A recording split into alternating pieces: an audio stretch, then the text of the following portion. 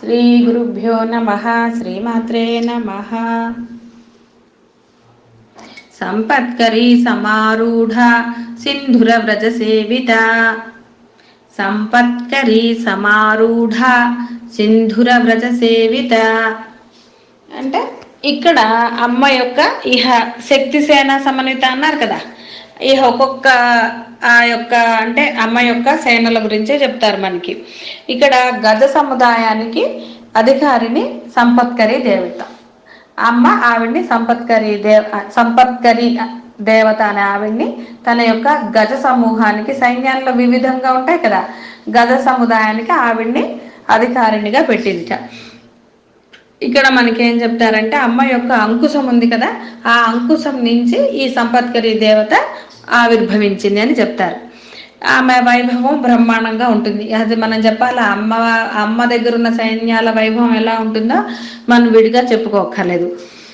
ఇక ఆవిడ ఈ గజములన్నిటికీ కూడా బోల్డ్ ఉన్నాయి. గజాలు కూడా భద్ర గజాలు, మంద గజములు చాలా రకాలుగా ఉంటాయి. అవన్నీ అయితే ఇవన్నీ కూడా మన మనసులోనే ఉంటాయండి. మనలో కూడా బోల్డ్, మద గజము, ఈగో కదా, ఈగో అని ఏమంటారు ఆ విధంగా అన్నమాట ఇక్కడ కూడా. తర్వాత ఇంకోటి ఏమంటారంటే ఇక మనకు అన్వయించుకున్నప్పుడు మన యొక్క చిత్తవృత్తికి సంపత్కరి అంట. ఎందుకు? మన చిత్తంలోనే కదండి అన్ని రకాలుగా ఏదైనా సరే, మంచి కానివ్వండి, చెడు కానివ్వండి, తాదాత్మ్యం అనండి, సుఖం అనండి, దుఃఖం అనండి, అన్నీ కూడా మనకు ఇది దాన్నే గజ సముదాయంతో పోలిస్తారు.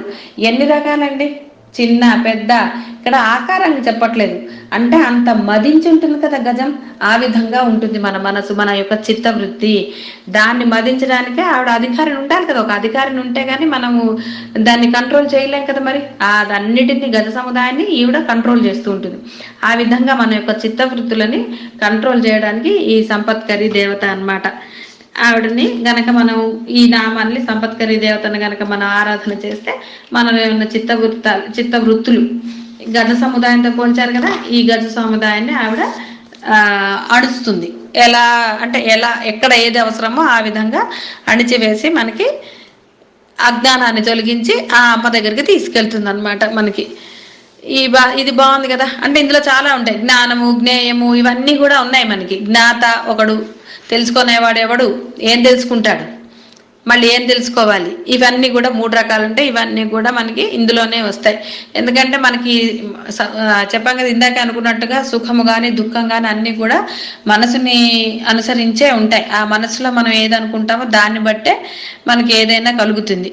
కాబట్టి ఈ సంపత్కరీ దేవత గురించి అది అర్థం ఏమిటంటే, ఆ సంపత్కరీ దేవతను కనుక మనము ఆ అమ్మ రూపంలో భావించితే, అమ్మ రూపంలో అంటే అమ్మ నుంచే కదా, అంకుశం నుంచే వచ్చిందంటే అంకుశాన్ని ప్రార్థిస్తే, మనం ఫస్ట్ చెప్పుకున్నాం కదా, ఆ అంకుశాన్ని కనుక ప్రార్థన చేస్తే ఆ అంకుశంతో ఆవిడ మన ఏది అణచాలో అది అణిచి అంటే ఎప్పుడు మనం ఎలా ఉండాలో తెలియాలంటే ఆ అంకుశం ఉండాలి మనకి.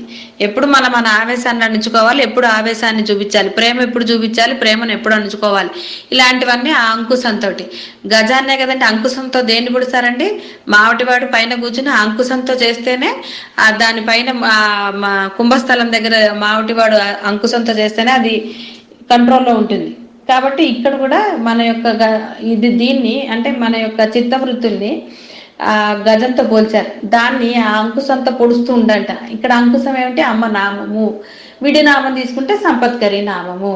మనలోని దుష్ట ప్రవృత్తులన్నిటినీ అణచడానికి అసలైన అంకుశం ఏమిటి? అమ్మ యొక్క అంకుశము సంపత్కరీ దేవత.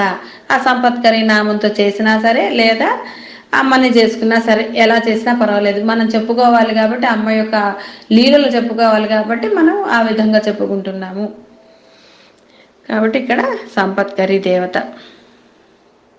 శ్రీచక్రంలో కూడా త్రికోణ అగ్రకోణమున అర్చించబడు కామేశ్వరియే సంపత్కరి. అంటే మరి అమ్మలోంచి వచ్చిన అమ్మ ఆయుధము, అమ్మ మంత్రము, అమ్మ నామం వేరు కాదు కదండి, అన్నీ ఒకటే. అదే విధంగా అమ్మ నుంచి వచ్చిన శక్తులన్నీ మళ్ళీ అమ్మలోనే కలిసిపోతాయి. అంటే అమ్మకి వాళ్ళకి భేదం ఉందా? లేదు, ఇక్కడ అందరూ సమానమే. ఎప్పుడైతే మనం కూడా అజ్ఞానాన్ని తెలుసుకుని జ్ఞానం పొందుతామో మనం కూడా అమ్మతో సమానం అవుతున్నామా లేదా? ఒక రమణ మహర్షిలాగా అజ్ఞానాన్ని తొలగించుకోవడానికే మనం ఈ ప్రయత్నం అంతా.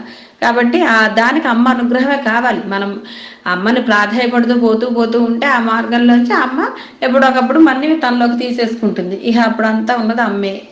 ఇప్పుడు ఒట్టిగా తెలిసింది, ఇంకా అనుభవంలోకి రాలా, వచ్చిపోతూ ఉందన్నమాట. మనకి ఓ మెరుపు వచ్చినట్టుగా వచ్చిపోతూ ఉంది. అది ఎప్పుడు ఉండాలి, అది ఎప్పుడు ఉన్నప్పుడు మొత్తం అంతా జ్ఞానమే ఉంటుందన్నమాట.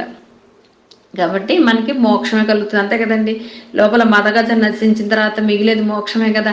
అంటే ఎప్పుడైతే మనలో ఈగోలెస్గా మనం తయారవుతామో, రమణ మహర్షి చదువుతుంటే రోజు మనకు అదే కదా వస్తుంది, ఎప్పుడు ఈగోలెస్ అవుతామో అప్పుడే మనకి మోక్షం వచ్చినట్టు. అంటే అప్పుడే ఈ శరీర భావన పోయి అమ్మతో తాదాత్మ్యం చెందుతాం మనము. అప్పటి వరకు మన ప్రయత్నాలు చేయవలసిందే, అంకుశాంతో మనం పొడుచుకోవాల్సిందే. అమ్మని ప్రార్థిస్తే అమ్మ, అంటే మనదైతే మనం మనకి ఇష్టం వచ్చినట్టు చేస్తాం కదండి. మనకి ఇష్టం వచ్చినప్పుడు ఒకటి, ఇష్టం లేనప్పుడు ఒకటి, అది చాలా సహజం కదా మనకి. కాబట్టి అలా కాకుండా అమ్మ నీకైతే పక్షపాతం లేకుండా చేస్తామమ్మా, నేనైతే అన్ని పక్షపాతంతో చేయాల్సి వస్తుంది కాబట్టి నీకు అధికారాన్ని ఇస్తున్నా అమ్మ అంటే, ఆ అమ్మ పక్షపాతం లేకుండా ఆ అంకుశంతో మన ఎప్పుడు పొడవాలి ఎప్పుడు పొడవకూడదు అవన్నీ చూసి మనలో ఉన్న మత గజాలని, భద్ర గజాలని, ఆ గజాలని ఈ గజాలని అన్నిటినీ ఆవిడ సరిచేస్తుంది. శుభం భూయాత్. సర్వం శ్రీమాతృ చరణారవిందార్పణమస్తు.